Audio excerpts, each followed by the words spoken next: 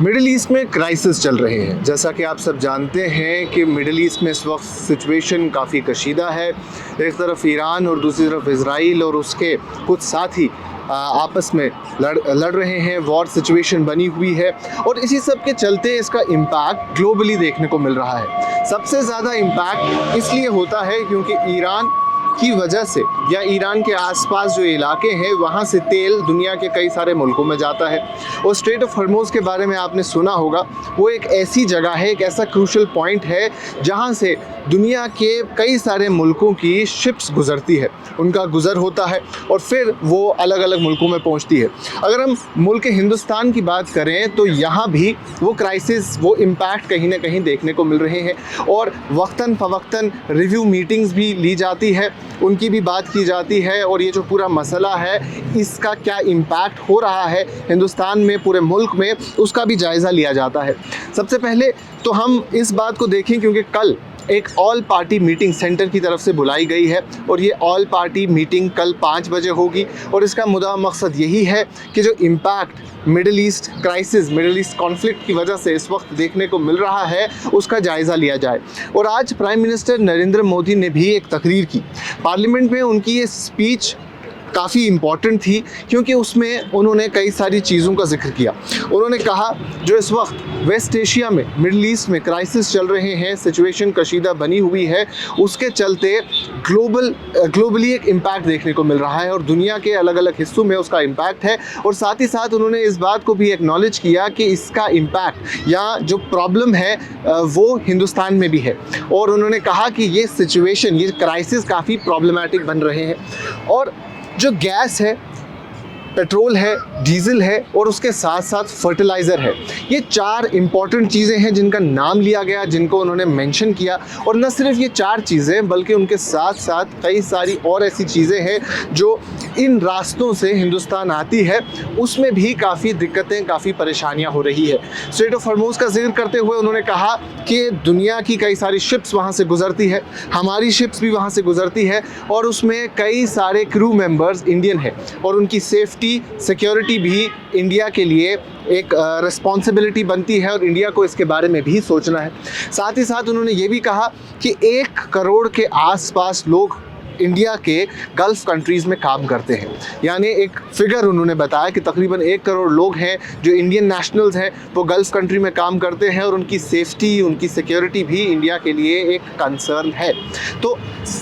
अभी के तौर पे अगर हम देखें, जैसे अगर हम जम्मू कश्मीर की स्पेसिफिकली बात करें, कश्मीर की ख़ास तौर पे बात करें, तो यहाँ एडमिनिस्ट्रेशन का कहना है कि हमारे पास 15 दिन के लिए फ्यूल है, हमारे पास गैस की सप्लाई मौजूद है, लेकिन एक पैनिक बाइंग सिचुएशन दिखाई दे रही है। पैनिक बाइंग लोगों में हो चुकी है। लोग आपको पेट्रोल पंप पे देखने को मिलेंगे, लंबी कतारें, लंबी लाइनें लगी हुई है जहां अपनी गाड़ियों की टैंकी को वो फुल करते हुए दिखाई दे रहे हैं। गैस एजेंसीज़ के बाहर लंबी लाइनें लगी है और एक तरफ लोगों का ये भी कहना है कि हमें गैस वक्त पे नहीं मिल रहा है। वहीं एडमिनिस्ट्रेशन की माने तो उनका कहना है कि 15 दिन के लिए हमारे पास स्टॉक अवेलेबल है।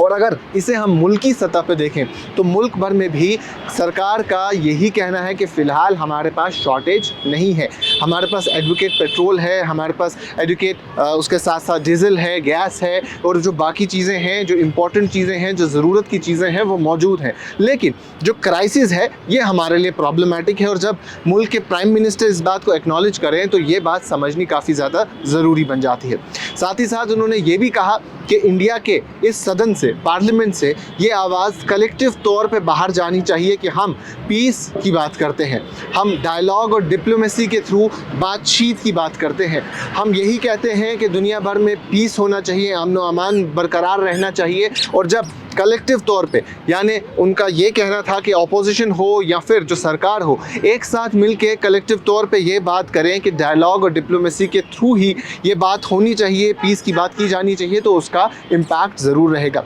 साथ ही साथ प्राइम मिनिस्टर नरेंद्र मोदी ने ये बात भी कही कि वॉर को चलते हुए, इस सिचुएशन को, इस क्राइसिस को चलते हुए चंद हफ्ते गुजर गए हैं और अभी तक मैंने दुनिया भर के जो मुल्क हैं, गल्फ़ कंट्रीज़ हों, उसके साथ साथ ईरान हो, अमेरिका हो, इज़राइल हो, उनके साथ 2 राउंड बातचीत के भी मुकम्मल किए हैं। यानी उनका यही कहना है कि कंटिन्यूसली इंडियन गवर्नमेंट लोगों के साथ राब्ते में है, उन लोगों के साथ जो इस वक्त इम्पॉर्टेंट है, यानी वो मुल्क जो इम्पैक्ट हो रहे हैं, वो मुल्क जहाँ क्राइसिस बन रही है, या वो तमाम तर लीडर्स जिनकी इम्पोर्टेंस मौजूदा वक्त में दिखाई दे रही है। जम्मू कश्मीर की एक बार फिर से बात करें तो कश्मीर से ख़ास तौर पे हज़ारों की तादाद में, तकरीबन 2000 से 3000 के आसपास, 2000 से 2500 के आसपास बच्चे हैं, ताजिर हैं, जो ईरान में पढ़ने जाते हैं, काम करने के लिए जाते हैं, और वहाँ से भी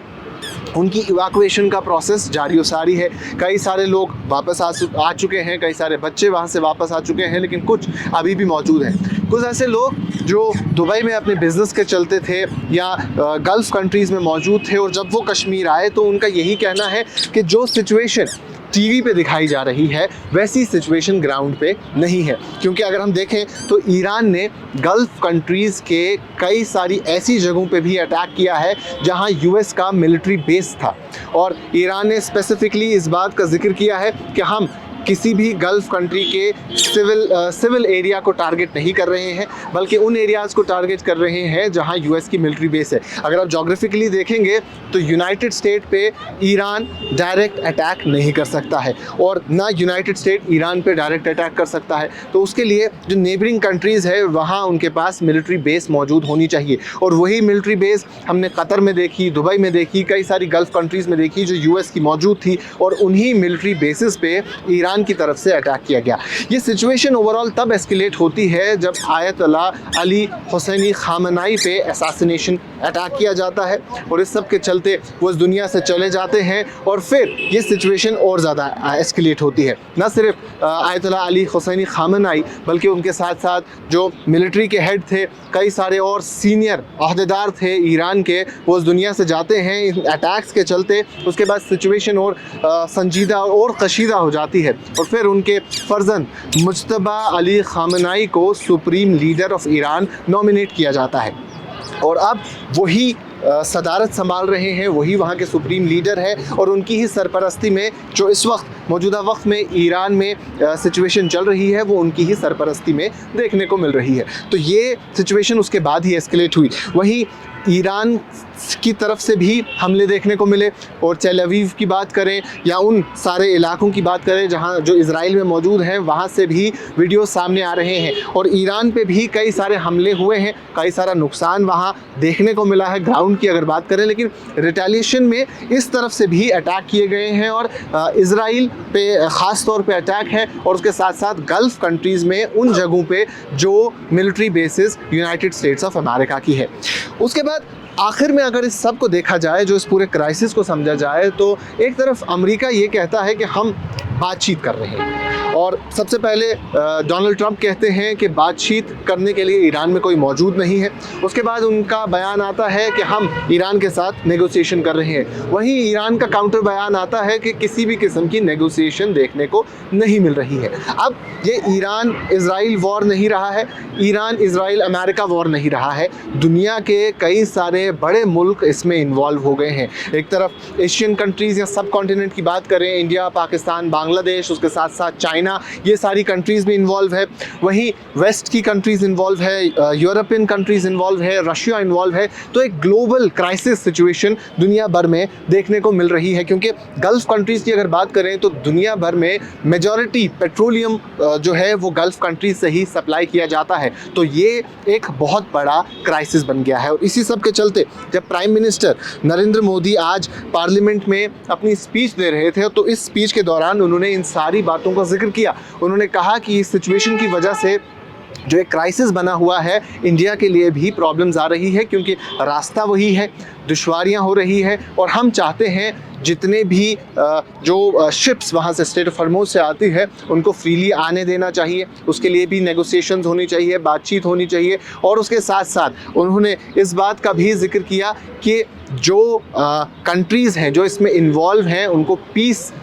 मेंटेन करना चाहिए डायलॉग और डिप्लोमेसी के थ्रू। अभी अगर देखा जाए मुल्क भर में पीक सीज़न चल रहा है, और फर्टिलाइज़र्स की ज़रूरत काफ़ी ज़्यादा है। एक तरफ पेट्रोलियम गैस की बात तो कर रहे हैं, लेकिन वहीं फर्टिलाइज़र्स की ज़रूरत भी काफ़ी ज़्यादा है, और इस बात का भी उन्होंने जिक्र किया। उन्होंने साथ ही साथ ये भी कहा कि हम पूरी कोशिश कर रहे हैं कि फर्टिलाइज़र्स एडिक्वेट अमाउंट में मौजूद हों, हमारे किसान भाइयों को वो टाइमली तौर पे मिल जाए। और उन्होंने एक और चीज़ का जिक्र किया है, उन्होंने कहा है कि हमने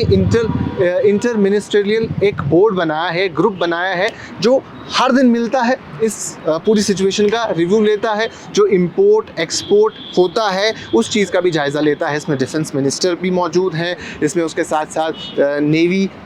air force, army, chief of army staff, वो सारे लोग, वो सारे हेड्स मौजूद हैं जो इस चीज़ को रिव्यू करते हैं। साथ ही साथ उन्होंने इस बात का जिक्र भी किया कि जब कोरोना जैसी क्राइसिस सिचुएशन आई थी तब भी हमने बोर्ड्स बनाए थे और आज भी हमने कुछ बोर्ड बनाए हैं जो इन सारी सिचुएशन का रिव्यू लेते हैं। तो इस सब में इस बात से हम इस चीज़ को कंक्लूड कर सकते हैं कि एक तरफ दुनिया भर में क्राइसिस चल रहे हैं, लेकिन वहीं मुल्क के जो लीडर हैं, जो प्राइम मिनिस्टर हैं, उनका यही कहना है कि हम इस सदन से, पार्लियामेंट से कलेक्टिव तौर पे ये आवाज़ जानी चाहिए कि दुनिया भर में पीस हो, डायलॉग और डिप्लोमेसी के थ्रू, और साथ ही साथ वो अपने जितने भी 150 करोड़ इंडियंस हैं उनको अश्योर कर रहे हैं कि हम पूरी कोशिश में लगे हुए हैं कि इंडियंस जितने मौजूद बाहर हैं उनकी सेफ्टी हो। वो एक्सटर्नल अफेयर्स मिनिस्ट्री से भी हमने बार बार जब ये सारी चीज़ देखी कि किस तरीके से इंडियंस को यहाँ लाया गया, वहीं दूसरी तरफ उनका ये भी कहना है कि हम जो भी ज़रूरत की चीज़ें हैं उनका पूरा इंतज़ाम करने की कोशिश कर रहे हैं।